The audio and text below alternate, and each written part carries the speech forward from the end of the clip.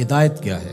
ہیا اراۃ الطریق، ایک تو ہے راستہ دکھلانا، جس کو راہ نمائی کہتے ہیں، نمودن سے دکھانا۔ کسی نے پوچھا کہ میں نے فلاں جگہ پہ جانا ہے، تو ہم نے کہا یہاں سے سیدھے باہر نکل جانا، دائیں بائیں آگے بائی پاس آئے گا، تو آپ یوں ادھر ہو جانا۔ یہ ہے اراۃ الطریق، راستہ دکھلا دینا، راستہ بتلا دینا۔ اس میں بھٹکنے کے امکان موجود ہیں، تھوڑی سی غلطی لگ گئی تو آپ اور سمت بھی نکل سکتے ہیں۔ پھر اگر راستے کے اندر جگہ جگہ دشمن بھی کھڑا ہو تو پھر تو امکان اور زیادہ بڑھ جاتے ہیں۔ تو یہ اراۃ الطریق کا مفہوم ہے۔ اور ہدایت کا دوسرا مفہوم ایصال الی المطلوب، منزل تک دستے کرم سے پکڑ کے پہنچا دینا۔ تو یہاں دوسرا معنی ہے، اس لیے علماء نے اس کا معنی کیا مجھے سیدھی راہ پہ چلا۔ مطلب کیا کہ سیدھی راہ تو میں دیکھ چکا ہوں، لیکن قدم قدم پہ شیطان اور نفس موجود ہیں جو میری راہ بھٹکا دیں گے۔ مالک تو دستے کرم بڑھا اور مجھے منزل پہ پہنچا دے۔ اللہ اکبر۔ تو یہ ہے ایصال الی المطلوب۔ تو ہدایت کا یہ مفہوم، اور یہاں ہدایت سے مراد وہ ہدایت جو پیغمبروں کے ذریعے سے، کتب کے ذریعے سے اللہ تعالیٰ نے حضرت انسان کو دی۔ ایک فطری ہدایت ہے، جبلی ہدایت، اور وہ اللہ تعالیٰ نے انسان کیا جانوروں کو بھی دی ہے۔ وہ بطخ کا بچہ بھی جب انڈے سے نکلتا ہے تو وہ کسی سے تیرنا سیکھتا نہیں ہے، وہ خود چھلانگ لگا دیتا ہے اور تیرنے لگ جاتا ہے۔ یہ جبلی اور فطری ہدایت اللہ نے اس کو القاء رکھی ہے۔ بچہ پیدا ہوتا ہے تو اس کی زبان ہوتی ہے، بولنا نہیں جانتا، وہ آ کے سیکھتا ہے۔ ہاتھ ہوتے ہیں، پکڑنا نہیں جانتا، آ کے سیکھتا ہے۔ قدم ہوتے ہیں، چل نہیں پاتا، سنتا ہے، سمجھ نہیں پاتا، دیکھتا ہے، پہچان نہیں پاتا۔ یہ ساری چیزیں تدریج سے سیکھتا ہے۔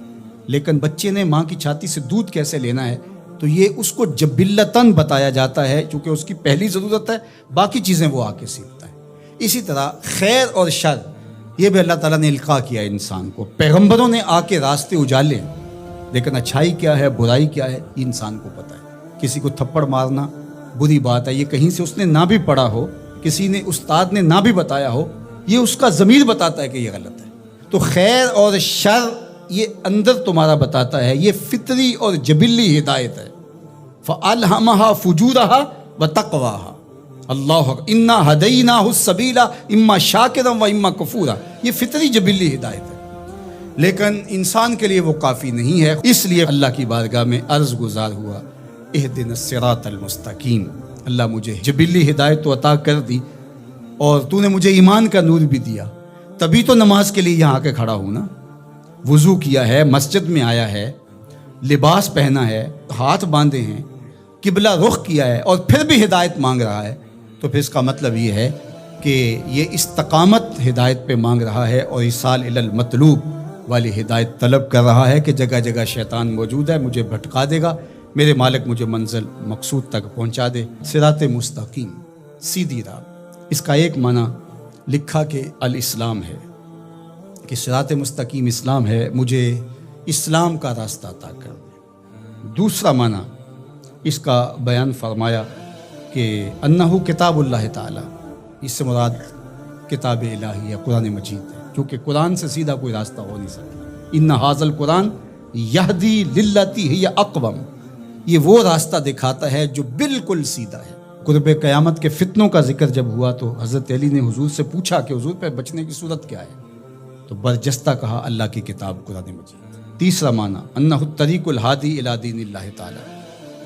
یہ اللہ کے دین کی طرف جو راستہ ہے، وہ راستہ اللہ کے حضور اتنی تمہید کے بعد مانگا گیا تاکہ میں خیر کی راہوں پہ رہوں اور میری مدد نصرت مالک تیرے کرم پہ رہے۔ یہ حضرت عبداللہ ابن عباس رضی اللہ تعالیٰ عنہ کا قول ہے، اور فرماتے ہیں کہ یہ وہ راستہ لا عوج فیہ ہے، جس میں کوئی ٹیڑھا پن نہیں ہے، مستقیم بالکل، اور یہ اعتدال کا راستہ ہے، نہ افراط کا راستہ نہ تفرید کا راستہ، یہ بالکل معتدل راستہ ہے۔ اور پھر چوتھا قول جو حضرت حسن بصری اور ابو العالیہ رضی اللہ تعالی عنہ کا ہے، وہ فرماتے ہیں صراط مستقیم سے مراد ہوا رسول اللہ صلی اللہ علیہ وآلہ وسلم۔